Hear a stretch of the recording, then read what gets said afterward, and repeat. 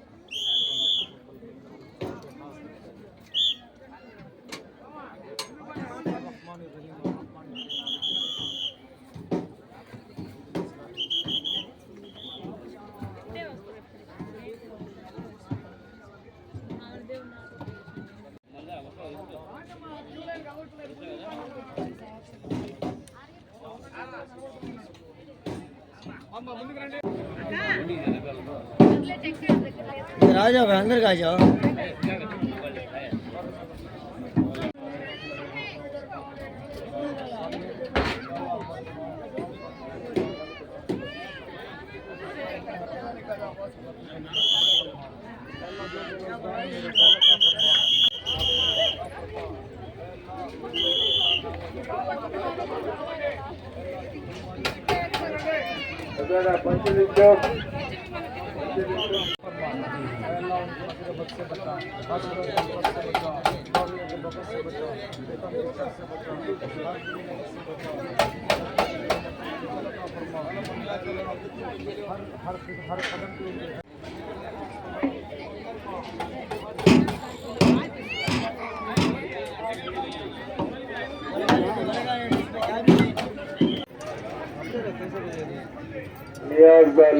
बरकत का सिक्का लेके जो साल में एक बार मिलता सरकार 12 शहीदों का बरकत का सिक्का अपने घर में बरकत के लिए अपने तिजारतों में तरक्की के लिए 12 शहीदों का बरकत का सिक्का।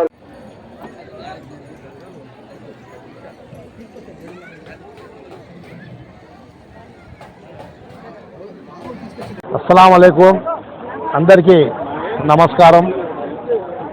ఈ రోజు బారా షహీద్ దర్గా వద్ద రొట్టెల పండగ ప్రసిద్ధిగాంచిన భారతదేశంలో నెల్లూరు బారా షహీద్ దర్గాకు ఒక పేరు ఉంది.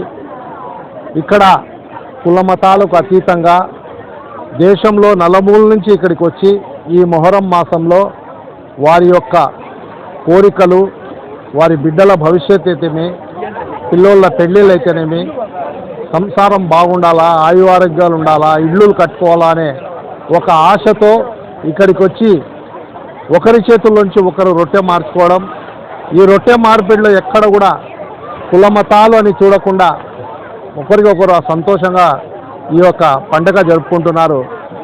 దీనికి నేను నెల్లూరు యొక్క ఈ బారా షహీద్ దర్గా ఎవరైతే మెయింటెనెన్స్ ఉన్నారో వారందరికీ శుభాకాంక్షలు తెలియజేసుకుంటున్నా. అలాగే ముఖ్యంగా నేను ఒక రొట్టె వదిలినాను.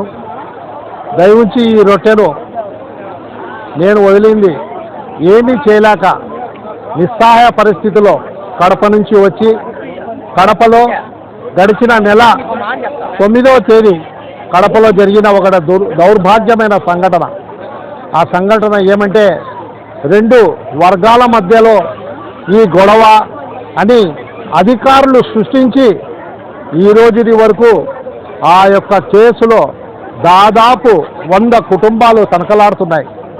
ఒక పక్క టిప్పు సుల్తాన్ సర్కిల్ అని, ఒక పక్క హనుమాన్ సర్కిల్ అని, రెండిటి మధ్యలో ఎవరైతే మెయిన్ ఉన్నత అధికారులు ఉన్నారో దాన్ని శాంతియుతంగా పరిష్కరించాల్సింది పోయి దానిని ఒక పెద్ద సీన్గా క్రియేట్ చేసి కేవలం కొంతమంది యువతల వాళ్ళు అవతల వాళ్ళు రాళ్ళు విసురుకుంటే ఆ రాళ్ల వల్ల ఒక సిఐ గారికి దెబ్బ తగిలితే దాని మీద అటెంప్ట్ మర్డర్ కేసు అని 2 గంటలు హాస్పిటల్లో ఉన్న వ్యక్తి ఆయన ఇచ్చిన ఫిర్యాదు మేరకు ఒకే వర్గానికి 59 అని ఒక 50-60 మంది, FIR 60 అని ఒక 40 మంది దాకా ఈ విధమైనటువంటి సెక్షన్స్ పెట్టి వాళ్లను ఈ పొద్దు కడపలో లేకుండా దాదాపు 100 కుటుంబాలు కడపలోనే లేకుండా బక్రీద్ పండుగ పోయింది.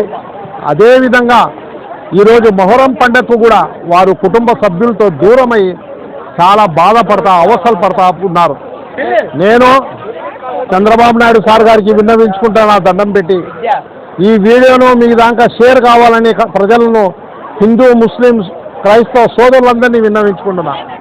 దయవుంచి కడపలో ఏదైతే FIR కట్టారో దాని మీద ఒకసారి పునరాలోచించి దాన్ని తిరిగి ఏ సెక్షన్స్ అయ్యి పెట్టారో ఆ సెక్షన్స్ను తొలగించి ఎవరైతే దీంట్లో నిజంగా ఇన్వాల్వ్ అయినారో, ఎవరైతే శాంతియుతంగా ఉండవలసిన కడపను అల్లరిగా చేసి కులమతాల మధ్యలో చిచ్చు ఎవరైతే పెట్టారో అటువంటి శక్తులను ఖచ్చితంగా శిక్షించండి. కానీ అమాయకుల్ని కాపాడవలసిందిగా విన్నవించుకుంటున్నా. సార్, ఇప్పుడు ఎవరైతే సాయి తేజ అనే ఒక అబ్బాయి చనిపోయినాక పోలీస్ కస్టడీలో చనిపోయినాడని ఈ పొద్దు మీరు తీసుకొచ్చి ఆ అబ్బాయిని సిఐడి దారిగా దర్యాప్తు చేస్తున్నారు. అదేవిధంగా పరారైన 100 మంది కుటుంబాలు ఆవేదన ఇది. నేను ఈ పొద్దు ఈ బారా షహీద్ దర్గా దగ్గర నుంచి మీకు విన్నవించుకుంటున్నా, మిమ్మల్ని చేతులెచ్చి జోడించి చెప్పుకుంటున్నా. దయవుంచి ఇందులో కూడా ఎవరైనా చనిపోయినాక అప్పుడు మీరు విచారించినా దానివల్ల లాభం లేదు.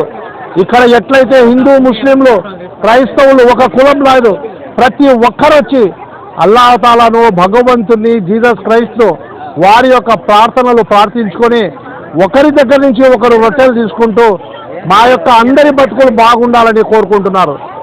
దీన్ని మీరు ఈ యొక్క పండుగ యొక్క ఇస్లాం మతం నేర్పించేది ప్రేమ అనుభవాలు. ప్రేమతో అందరూ ఉండాలా, అందరూ బాగుండాలా.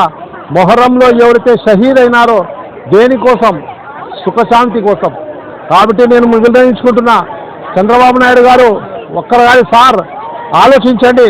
మీ దృష్టికి వచ్చిందో లేదో కడపలో ఘోరాతి ఘోరంగా ఒక సర్కిల్ విషయమై 100 కుటుంబాలు ఊరు వదిలి పారిపోయినారు.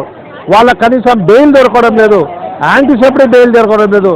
దీని మీద మీరు పునరాలోచించి ఒక కమిటీని వేసి వీరికి న్యాయం చేయాల్సిందిగా చేతులెత్తి జోడించి విన్నపం చేసుకుంటున్నారు. సార్ ఎస్పీ గారు, ఇది కొంతమంది అధికారులు మీ దృష్టికి ఏం తీసుకొచ్చారో, కడపలో ఎస్పీగా పనిచేసిన వాళ్ళు ప్రతి ఒక్కరికి మంచి పేరు వచ్చింది.